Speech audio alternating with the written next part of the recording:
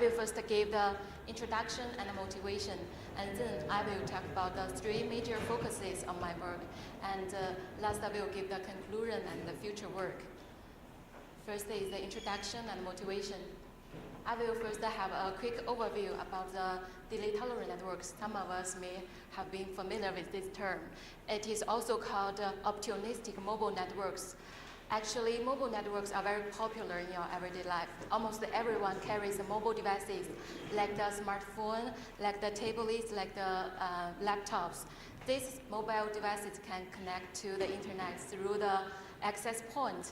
So the mobile devices can be connected with each other through the network backbone. For example, here, S and D both have the connection with the access point, so they can be connected through the network backbone. But however, in some challenging network environment, for example, the nature disaster, the connection with the access point may be broken. So here, S and D may lose their connection with the access points. So if we still want to communicate from S to D, we should utilize the peer connectivity among the mobile devices. So here we can see S has connection with A has connection with B, and B has connection with D. So we can forward the data from S to D through this path. However, the most important feature for the delay-tolerant networks is the opportunistic feature. That means the end-to-end passes among the mobile devices may not exist. This is because the nodes are usually moving very frequently, and the node density is also low. For example, when the node A moves, it lost its connection with B, so the path from S to D is also broken. So at this time, if we still want to forward data from S to D, we should use some special methodology. And the method that is usually used in the DTN is called carry and forward. The basic idea is to utilize the mobility of nodes and let the mobile devices physically carry the data until reaching the destination. I use an example to show how it works. Here there are 4 nodes, and we want to forward data from S to D. Unfortunately, there is no immediate end-to-end path from S to D, so we should use the carry and forward.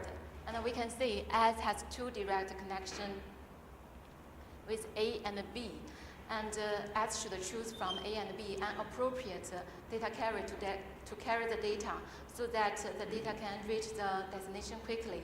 And then this choosing method is depending on the specific forwarding strategy, and we just assume it chooses B, and B will carry the data until it reaches D, the destination. And similarly, for another data item, the destination is E, and we will let A and C to carry the data until reaching E.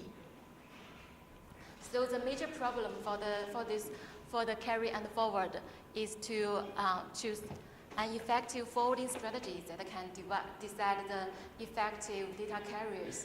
And in the recent literature, the researchers usually use the social concept community to help the data forwarding.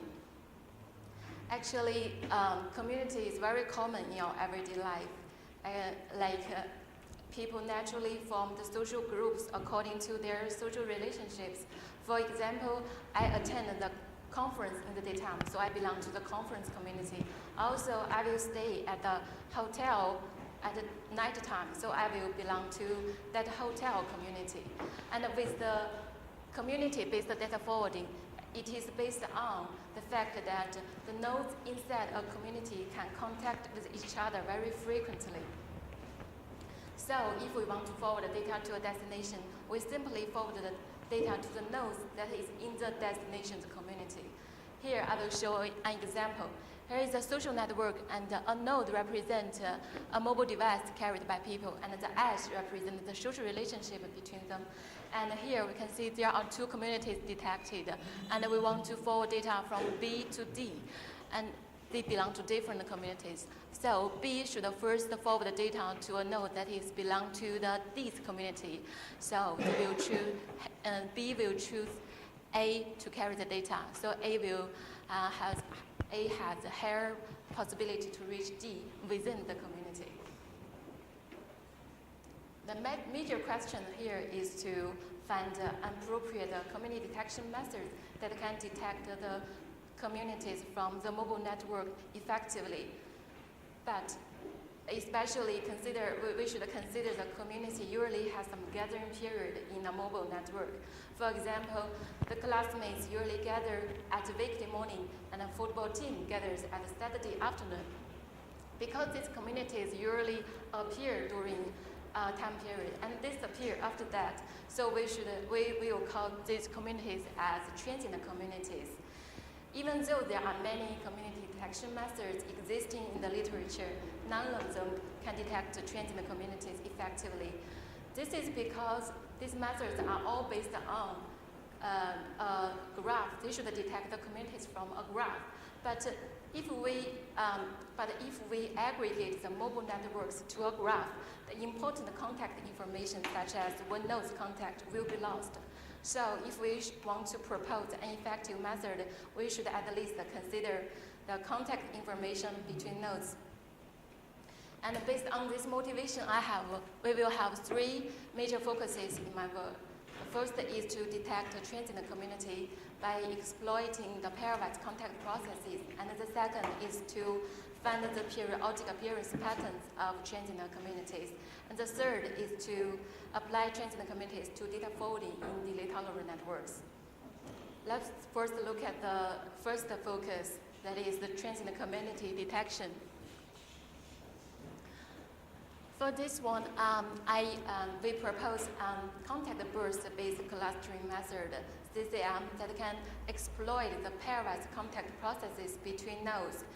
And there are two steps. In the first step, we formulate each pairwise contact process between nodes as regular appearance of contact bursts. And during these contact bursts, most of the contacts between the pair of nodes happen. And we will look at the definition of contact bursts in the next page. In the second step, the transient communities are detected by clustering the pairs of nodes with similar contact bursts. Let's first look at the first step, detecting contact bursts. A contact burst between two nodes is a time period. It's actually a time period when the contacts frequently happen between these two nodes.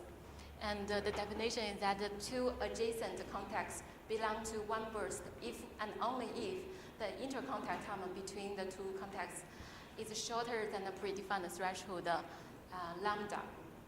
So each pairwise contact process between two nodes can be modeled as a series of contact bursts. Here I will show an example. Here in this figure, there is a contact process between two nodes. And with this definition, we can detect 3 contact bursts. And after all the contact bursts are detected from all the pairwise contact processes, in the second step, we cluster the contact bursts. And by clustering the contact bursts with similar periods, the nodes associated to this contact burst will come from one transient community. This is because in a transient community with duration TS to TE, members will get together at some place during this duration, and the members usually have frequent contacts within this period. So the members will mutually have contact bursts all around this time period. I will show an example to show why clustering the similar contact bursts we can get a transient community. The left figure shows 7 nodes and all the contact bursts detected for the 7 nodes. And the right figure shows the durations of these contact bursts. First, we cluster the contact bursts with similar period and found that these 6 contact bursts all have duration from 1 p.m. to 2 p.m. And from 6 contact bursts, we can see they are associated with 5 nodes, U, V, X, Y, W. So we can see these 5 nodes must get together during this period and form a transient community. To cluster the similar contact bursts, we should have metric to measure the similarity between contact words and also a clustering method. The metric we use is the jacket similarity coefficient, which is frequently used to measure the similarity between two time periods. And it is simply computed as the intersection between them, divided by the union of them. And the clustering method we use is hierarchical clustering. With this method, initially each contact burst should start in its own cluster, and then there will be a merging process at each round. Two clusters with the largest similarity are merged to one cluster, and the similarity of two clusters is the average of the pairwise contact processes, contact burst similarity. And the merging process will terminate when the next similarity in a round is smaller than the predefined threshold gamma. And with this, we have talked about the method that we use is CCM. Next, we evaluated by comparing with two well-known community detection methods, CPM and AFOCS. These two methods are usually used to detect the overlapping community, but they don't consider the temporal information. And then we evaluate using the trace of UCSD. And then we also use different metrics to compare. And here, I only talk about the most important one. Others are shown in the full paper. And the metric we use is called location distortion. It quantifies the members' relative locations within the community. In a community-based data following, actually, we want to forward the data to the nodes inside the destination community. So it is getting closer to the destination node. However, if the relative locations within the community is very large, actually that doesn't mean the data does getting closer to the destination. So if the location distortion metric actually is a very good metric to measure the quality of a community, and if the community-based data forwarding is good. And it is computed as the standard deviation of the locations of all inter-community contexts.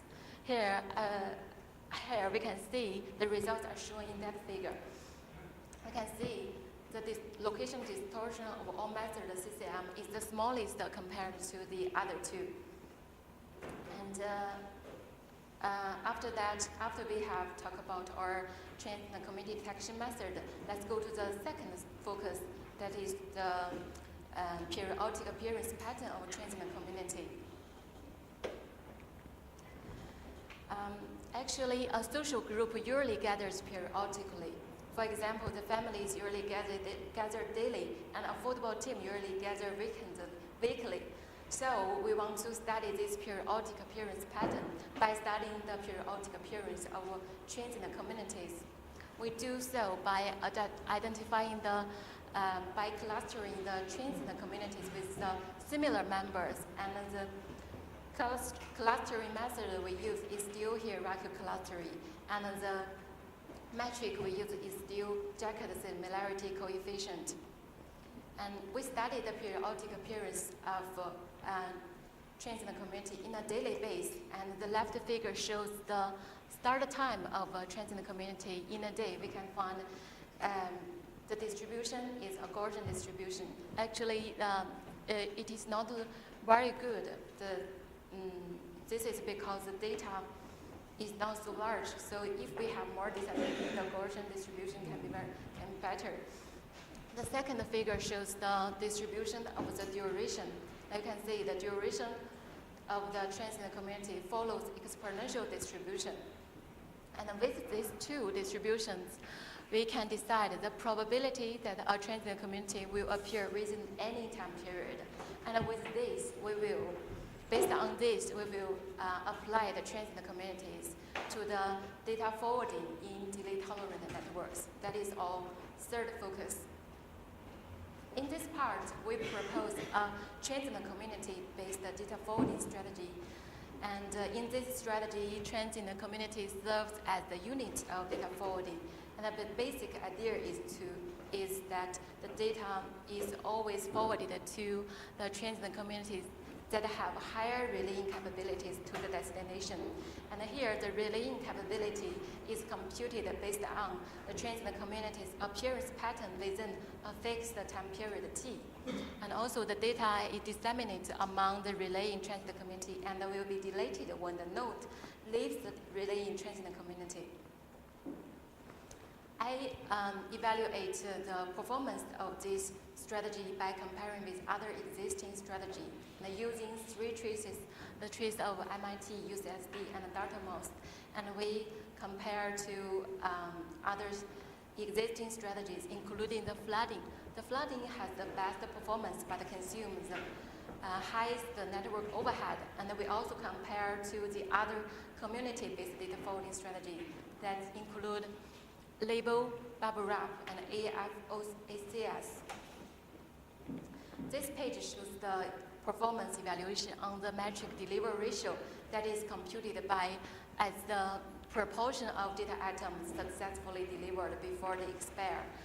And here in the figure, we can see the black line shows the result of our transient community-based method. And we can see it achieves a higher delivery ratio than the other existing community-based strategy. And then this page shows the evaluation on the network overhead. That is the number of data copies existing in the network for each data item. Here we can see the network overhead consumed by our strategy is very similar to other strategy, and it even gets less when the time constraint gets longer. So we can see our strategy can have the best performance. Finally, I will give the conclusion and the future work. In this paper, we have three major contributions. The first contribution is that we detect the transient communities based on the pairwise contact processes. The second contribution is that we analyze the periodic appearance pattern of transient communities. And the third contribution is we propose the transient community-based data forwarding strategy in delay tolerant networks. And we have two future works. The first one is to detect the transient communities in a distributed manner, because currently our methods can only be run in a centralized manner. And the second future work is to use the transient communities to predict the mobility by their relation with the location. So that's my presentation. Thank you for listening. Is there any questions?